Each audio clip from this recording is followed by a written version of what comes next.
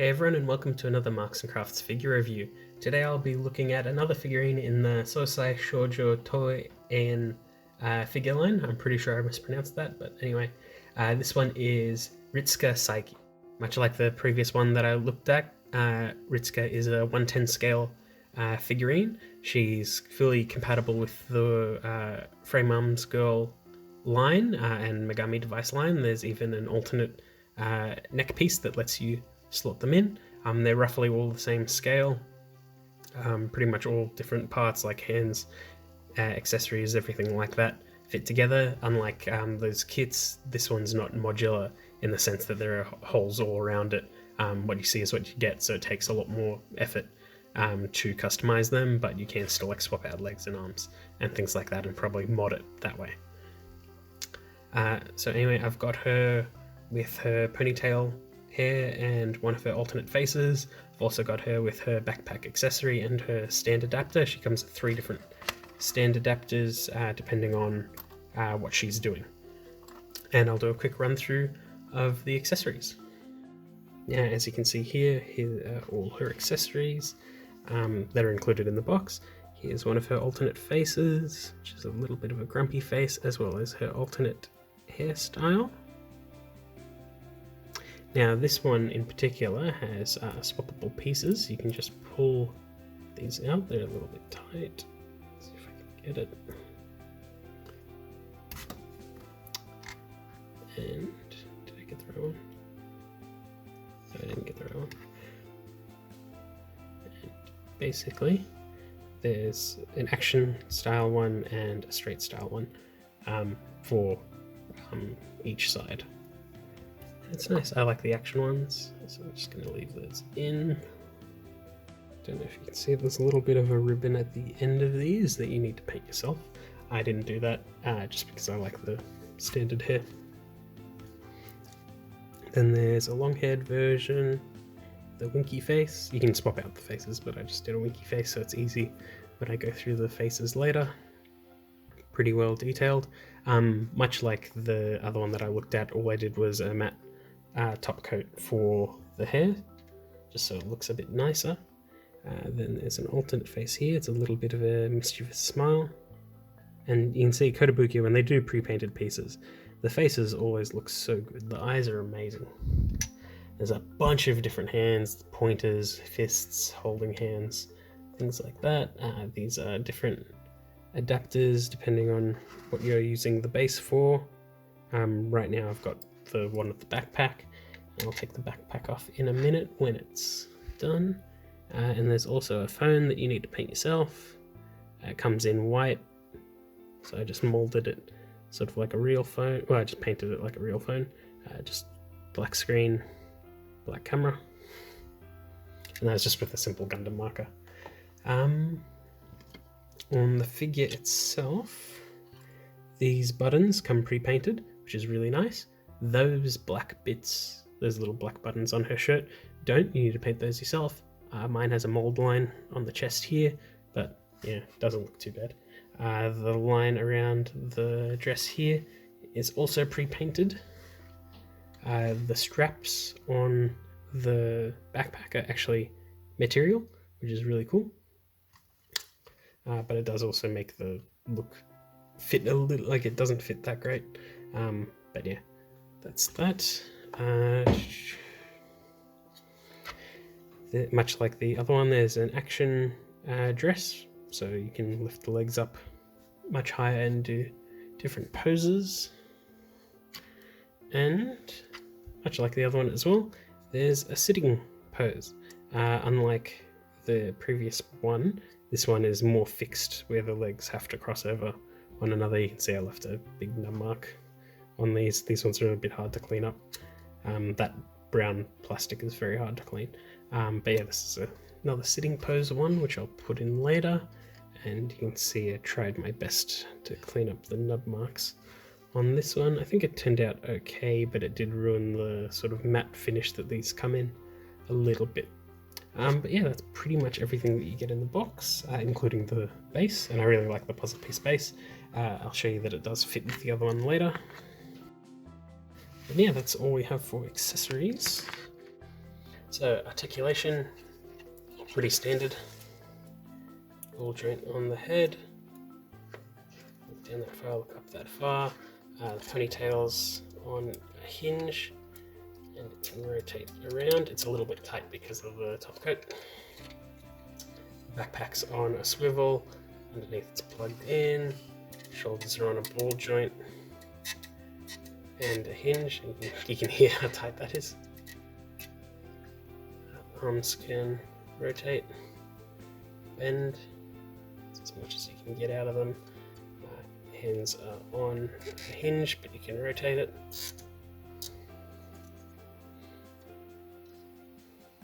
The dress can move a bit, but that's because of the figure and how it plugs in.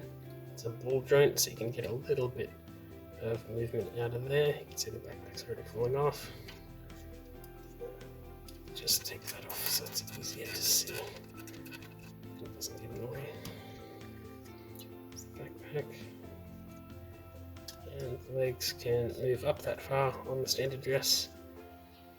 One bend at the knee, and that's because of the swappable legs. And there's rotation there, bend here, rotation there. So it's pretty standard from like a sort of shoujo model kit. But yeah, looks really nice. It's mainly like the aesthetics of the figure look really good. And the colours are just fantastic. So, what should I do next? I might do a few practice poses so you can see what I can do. Now you can see sort of the splits you can get out of this when you put on the action dress piece.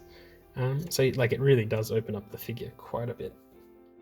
But as you can see, you can get a lot more out of this figure if you change that dress piece. It's quite nice. So there she is with her grumpy face and twirling hair. It's a little bit hard to get crossed arms, pretty much in any posable figure really. It's not meant to be unless it's a fully swappable part, like the Super Galaxy Gurren Lagann. But that wasn't a very good figure, but it was a good example of what you need to do for a figure like that. But anyway, yeah, you can get what you need out of something like this. It's like basic human anatomy. Works pretty well. So there she is with her long hair and her phone, and she looks a little bit ditzy. The long hair does get in the way a bit, but that's also why you have this adapter, because it goes sort of under the back, well, under the hair and into the back. So really they did think hard about how to structure this figure quite a bit. I do like that the hand seems to hold the phone really, really securely, which is a problem with the other figure. But again, there aren't a lot of accessories for this one to deal with. It's pretty much just the backpack, the phone, the dresses, and the hair. That's why you need to get the expansion parts. And the expansion parts in this case, I do have. I'll look at them another time. But yeah, it's a bit of a shame.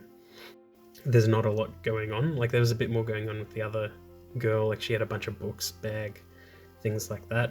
But this one is pretty standard, but aesthetically really, really like what's going on with the figure. The colours are nice, the body structure is nice, even though there's a lot of skin. It doesn't look super awkward on the figure, which is a problem with a lot of model kits sometimes. But yeah, looks really good. Alright, and now here she is in her sitting pose. And I do quite like how they've designed these legs. It works really nicely.